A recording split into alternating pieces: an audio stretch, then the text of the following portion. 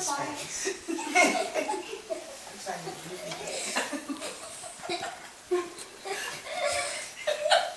Okay. We've come a long way since the days of boar bristle toothbrushes, and it may be hard to believe, but until after World War II, most Americans did not brush or floss their teeth. It was a habit that was brought back by the soldiers, who were encouraged to brush and floss to keep them from getting sick while they were off in the trenches and couldn't have access to good medical care. Most of us learned to brush our teeth when we're children, and we just sort of evolved that habit over time. Not really changing it much, so sometimes it's nice to kind of refresh yourself and just kind of think of it from a new perspective. To get started, I have my little friend here.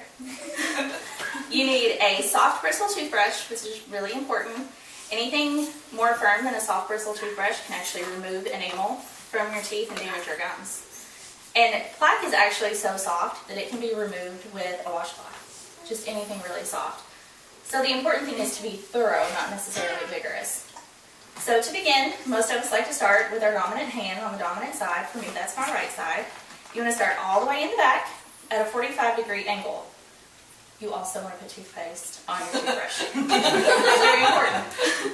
Just a small strip along the edges. You don't want the big dollop like you see in commercials. It just kind of gets messy and it's unnecessary. So, having your toothpaste on your toothbrush, you want to start toward the back at a 45-degree angle and just do very gentle back and forth motions, and you can alternate between that and clockwise. You guys can all see his giant teeth here. Sometimes too, I think it's helpful to think of your mouth in 4 sections and just concentrate on one section at a time. So you can concentrate on the upper right, the upper left, the lower left, and the lower right.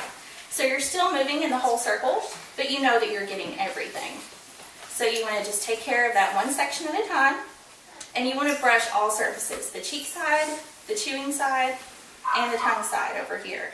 Now for the front teeth, they're a little bit harder, so we kind of have to hold our brush at a vertical angle and do back and forth and side to side. If any of us are coffee drinkers, or forbid it, I do it too, Mountain Dew, you really want to get behind those teeth because you can get a lot of stain there, which you wouldn't see, but your hygienist would kindly remind you. Now, a lot of people have a little bit of trouble with getting to the cheek side of the back teeth, so one thing that helps is to close down just a tiny bit, and that relaxes the muscles along the jawline, so you can really get to those back teeth. That's a very common area to get cavities and have some trouble, so just biting down a little bit helps you really get back there. One important thing to remember too, don't forget about the back of the back teeth. They need love too. So after you've kind of moved around, and you know that you've scrubbed everything, you kind of want to take your toothbrush in a rolling motion, starting at the gum line and rolling down and away. Kind of think of, I want to get the plaque away from my gums. Just very gently. Your toothbrush should never be flat or kind of frayed out. You kind of want your toothbrush bristles to tickle your gums, not really scrub them. And definitely not forget about them. They're important too. So after you've done all that, it's also important to clean the tongue. It's forgotten about a lot, but you've taken all this time, all this extra special care to take care of your teeth, but your poor tongue still has all that bacteria all over it. You can use a toothbrush, but the bristles just aren't designed to remove the bacteria completely. So there are a lot of tongue cleaners on the market, but a teaspoon works too. You just turn it over and scrape down and away. And it's kind of interesting to see what you get off of there too. One quick thing that I wanted to kind of point out too is a lot of us are really diligent, really aggressive brushers. We just want to get in there, we just want to scrub, scrub, scrub, scrub, scrub.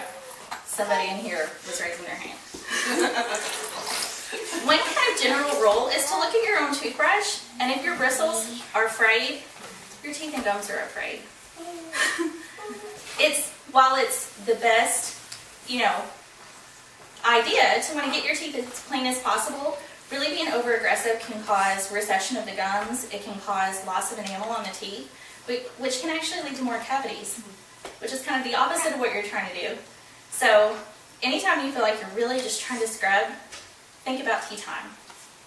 Hold it with your forefinger and your thumb, pinkies up.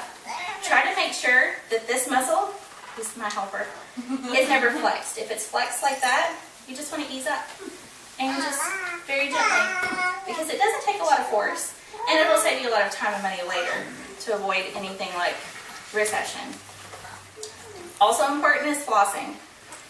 If toothpaste is your peanut butter, flossing is the jelly. You just can't have one without the other. It's incomplete. Flossing is important not only to remove debris from between the teeth, but it also removes bacteria and debris from underneath the gum line that your toothbrush just can't get to. And there's no way for your toothbrush, except on this guy, to get in between your teeth. So when you floss, and I'll put him down for a second, you want to get about 18 inches of floss, which seems really excessive, but it's good. And maybe. You'll take your floss and wrap it around your middle fingers until you have about 1 to 2 inches of working room. And you want to hold it with your forefinger and your thumb. Can I have a volunteer? I will. Thank you very much. Can you hold him up for me? Oh, that was nice. You're going to let me use you.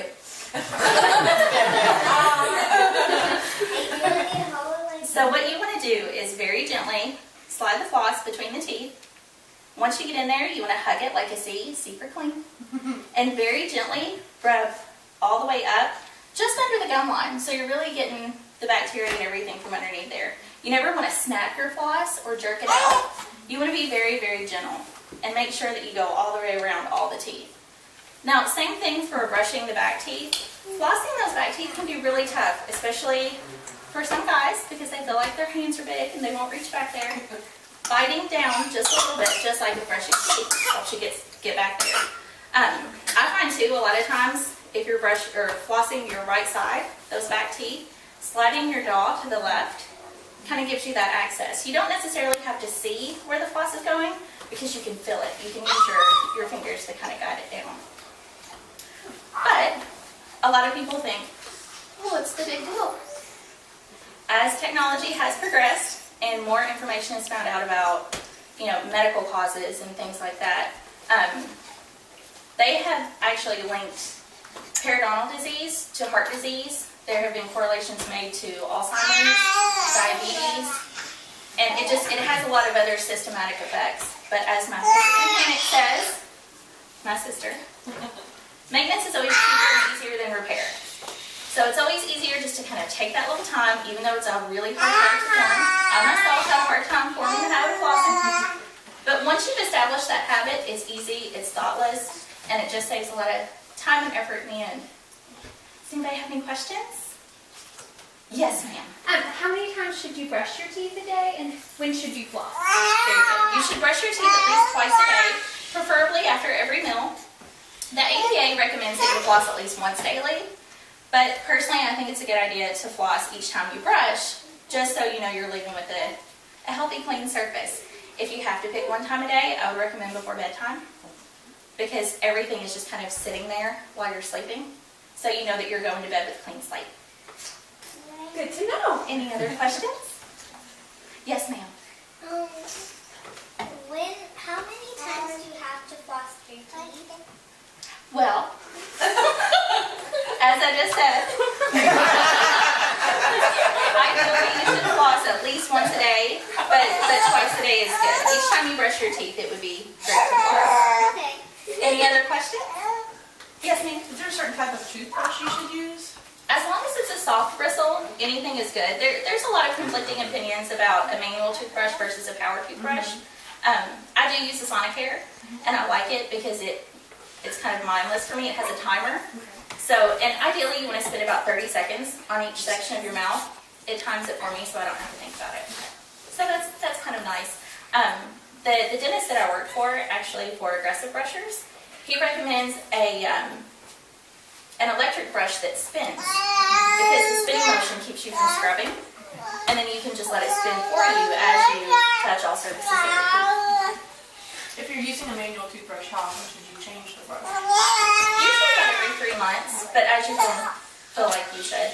A lot of them have the little blue indicators there. All right, well thank you all very, very much. I gotta go. No. It's okay. Thank you.